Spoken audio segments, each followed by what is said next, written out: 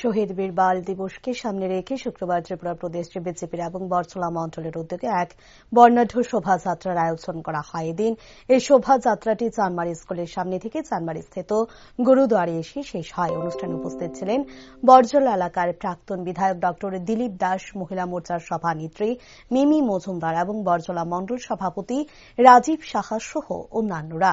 সাংবাদিকদের মুখোমুখি হয়ে প্রাক্তন বিধায়ক ডক্টর দিলীপ দাস বলেন, 2022 সাল থেকে দেশের প্রধানমন্ত্রী নরেন্দ্র মোদীর হাত ধরে এই দিবসের শুরু হয়।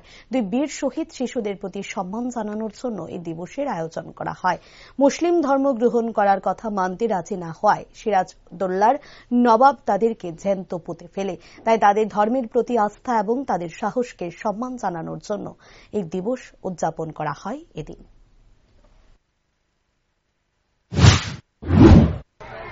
আমরা বীর বাল দিবস পালন করছি। প্রত্যেক বছরে 2022 সাল থেকে শুরু হয়েছে।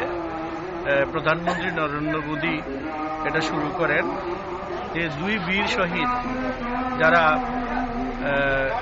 গুরু গোবিন্দ সিং দশম গুরুর পুত্র এবং ছোট চার ভাইদের মধ্যে যে ফতে সিং এবং জোরওয়ার সিং, এরা দুইজন ছিল 7 বছর আর 9 বছর।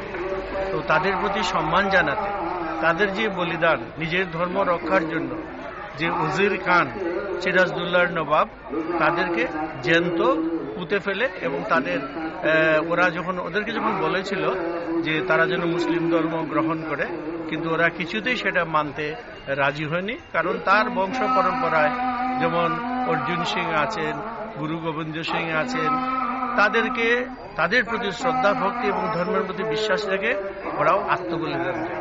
তো এইরকম তখনকার সময় 1704 খ্রিস্টাব্দে এইরকম উদাহরণ আর নাই। তো এইগুলি এত বছর ধরে এই শিখদের যে সাহস, শৌর্য, বীর্য এবং তাদের ধর্মের প্রতি যে আস্থা, সেটাকে সম্মান দিতে, বিশেষ করে দুটো বালকের এবং আমাদের রাষ্ট্রের মধ্যে এই দেশপ্রেম এবং ধর্মের প্রতি, নিজের ধর্মের প্রতি যে ভালোবাসা, সেটাকে সজাগ রাখতে, ছোট বাচ্চারা যাতে উদ্বুদ্ধ হয়, সেই জন্য প্রধানমন্ত্রী এই 2022 সালে এই জিনিসটা পালন করার জন্য করেছেন। এবং আমরা কালকেও দেখেছি 17 জন বীর বালককে প্রধানমন্ত্রী পুরস্কার দিয়েছে এবং উৎসাহিত